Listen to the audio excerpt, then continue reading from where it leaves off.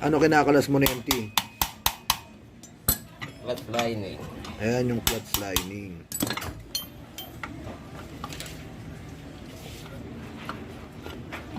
Yan ang pala kasimple magkalas niyan, ano? Pero mahirap din ata.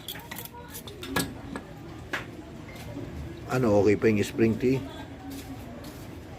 Medyo alanganin.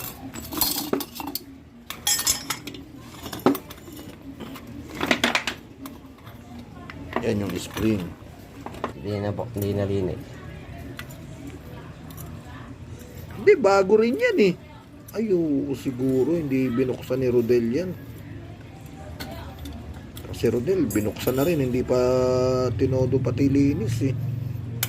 Hindi talaga mawala lagi. Ano inaalis mo yung mga lock? Oo. Yan yung mga lock.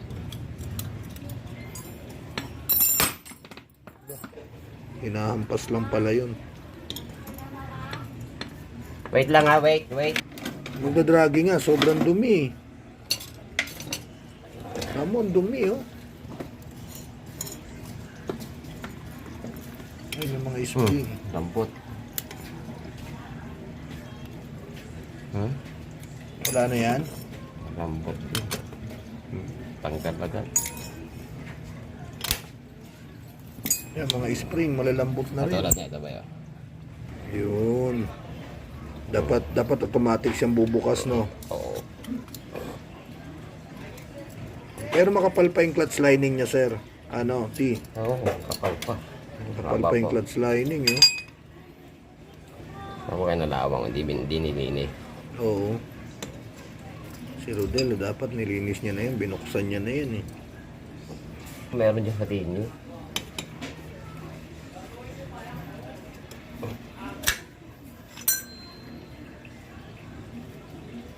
Hindi nga pinaklas.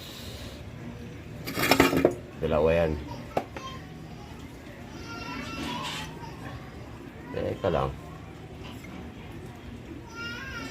Isa lang, eh. Palitin na rin yung bearing. Ingay na rin. Aligas na. Diyan, T. Drive pace. Drive pace. Oo, pace. Pulley. Oh, pulley nga yan. Hindi naman na. Pag yung original kasi mahal. Pero parehas lang rin alas ng performance eh.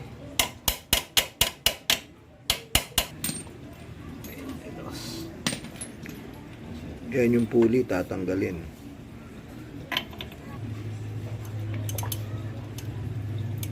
Tubo.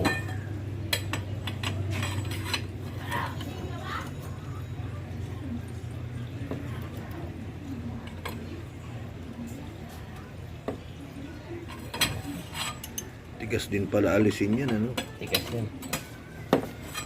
Ganyan pala pag alis ng pulley na yan, matigas.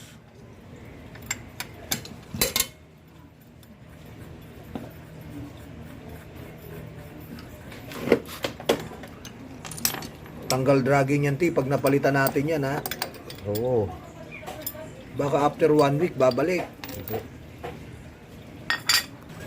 May Ayun talon ba na yun? nga agad eh. Hindi bago yan. Hindi pala bago yan. Oh, nakakombi. Ano tawag dyan, T? Fly ball. Mga combination, stock tapos... Oo nga eh, naka-combination siya eh. Dapat i-stock mo lang ito. Hindi nalagay ni Rodel eh. Lahat. May kanto na rin to.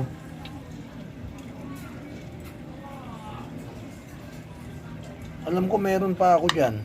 Ilan Dito na papalitan? Oo, ilan papalitan dyan? Tatlo lang. Yung tatlo, stock naman to. Ito, stock eh. May kanto.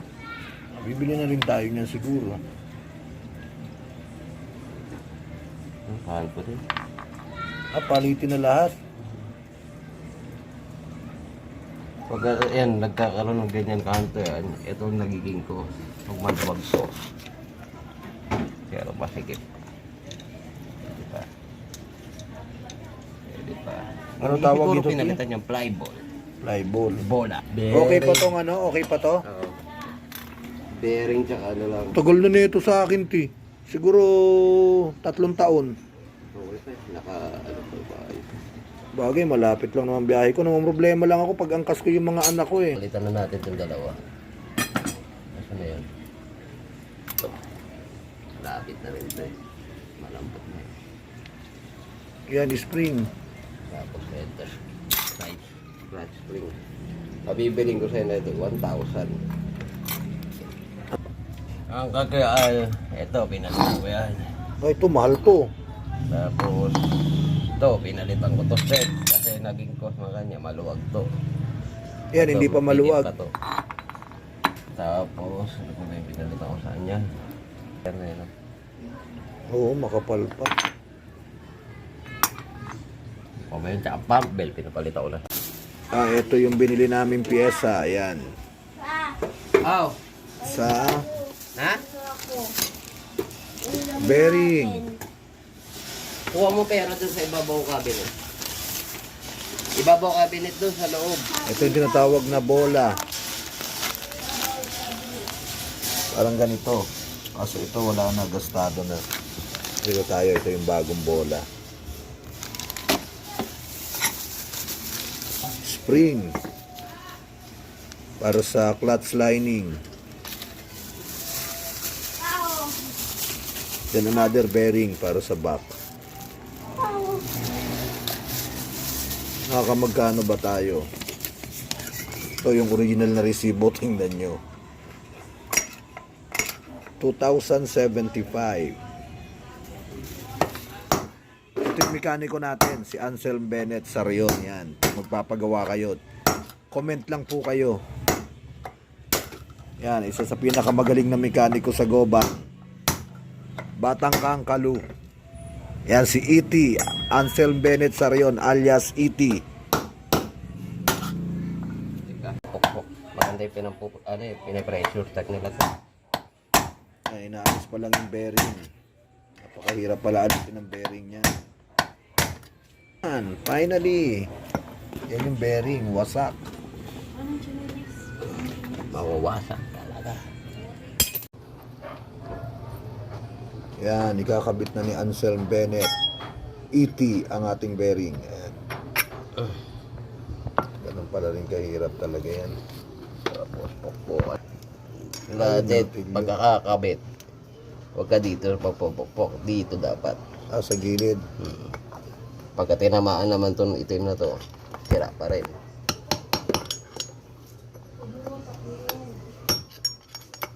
Yan, pinupukpuk pala yan. Bago lalagyan ng Lactino. Yan, pinupukpuk para mag-fix. Bago lalagyan ng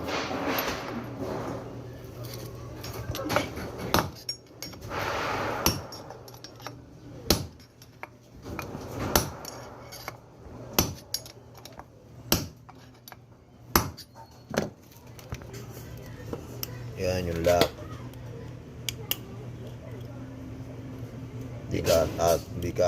Di ata pasok Tino. Hindi na kasi wala na yung ipin eh. Pero kung maiipin yung ano niya, papasok agad yan. Baka hindi na mag-fix yan, T. I-fix yan. Bendable naman eh. Tutulak ko na lang. Yan, nasira kasi yung pang-ipit ni E.T. na ano yan. Siya ibitin. Tulak. Yan.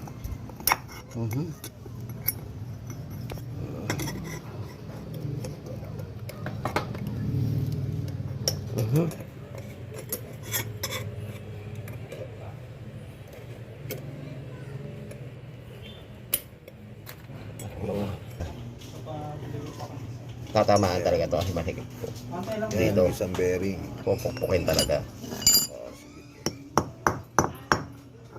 Kaya madadamage talaga to dito sa ibabaw. Pero okay lang yan, T. Baka damage na yan, T. Hindi naman.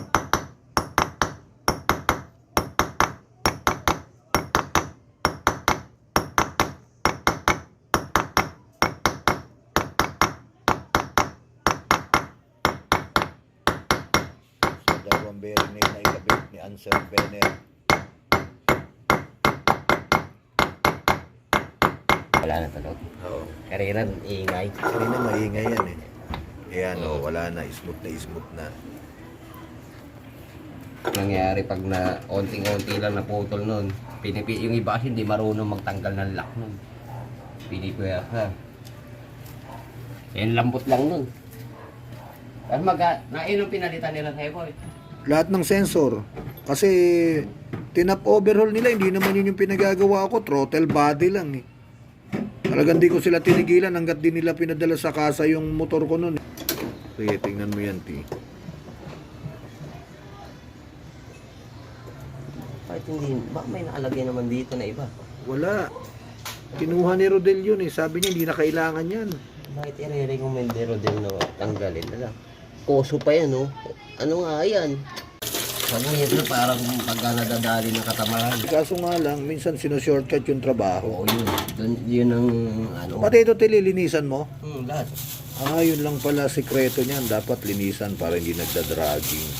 Mahirap kasi pagka... Yan, sabon lang pala panlinis. Para talagang malinis yan. Nailak mo na yun, T. Nakalak na yun. Yung bearing mo. Hindi na babaklas yan. Naalak na. Binalik ko na yung lock kanina. Matagalan na kaya yan. Original yan, T, ha? Oo. Baka after 1 week, dragging uli yan. Pag ito nag-dragging, may tagas yan. Yan. Oo. Ito. Tapos, di ba, kailangan talaga madaming grasa to eh. Kada takbo to, naglalaro to eh. Bago magda-dragging Kaya ulit. kung kailan, pagka nag-dragging, doon natin lilinisin. Yun. Nanti. Version 1 NMAX. Ganda rin pala yun, ano? Mas matitiba yung mga version Yan, version 1 yan eh. 1. Oo, kita mo naman. Ito, wag mo ibenta talaga ito eh. May padya ka kasi laki na. Pag walang battery, pwede mong padyakan. Eh, yung battery, hindi mo naman masasabi kung kailan malolobat o Oo. bigla ang malolobat. Minsan, pwede pa, tsatsagain mo lang eh. Eh, pag lalobat yan, napa-start mo sa charge ulit yung battery. Oo. May ano pa pala, tandaan. Bagong-bago. Nga ako, Rodel, ba't pinabili ako niyan? Eh, tingin ko naman, ubra pa yun sa akin. Siguro kinapanit. Pagka nagkayos na, lumalim na to. Wala na yun. Pinapapalitan ko na rin. Magaling naman si Rodel na mekaniko, wala na masabi ron eh. Magaling Kaso, minsan, mabilisan gumawa.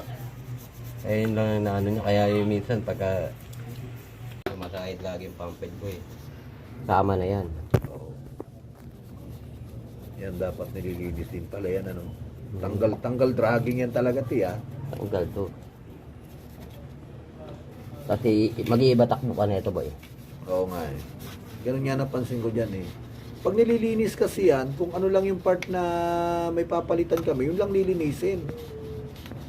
Dapat pala sabihin ko, papalinis ko yung panggilid para buo, no? Oo. Dapat check na rin lahat ka mo. Pagka ano. Kasi babaklasin naman lahat yan eh.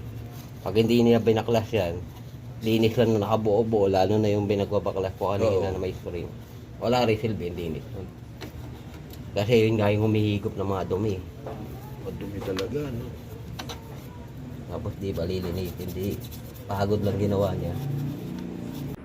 Yan mga padi.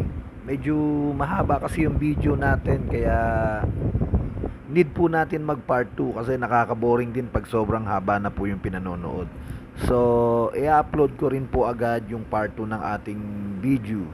Kung gusto nyo pong matutunan yung pagkakalas, pagkabit, para mawala po yung dragging ng ating mga scooter, pakiabangan na lang po yung part 2 ng atin pong video tutorial para po sa pagbaklas, pagkabit, pagpalit ng iba't ibang parts ng ating Honda Click version 1 150. Sa mga padi ko dyan, huwag nyo po sanang kalimutan i-subscribe, i-like, at pakishare na rin po yung video para naman po updated po kayo sa mga bago po nating videos. Maraming salamat po.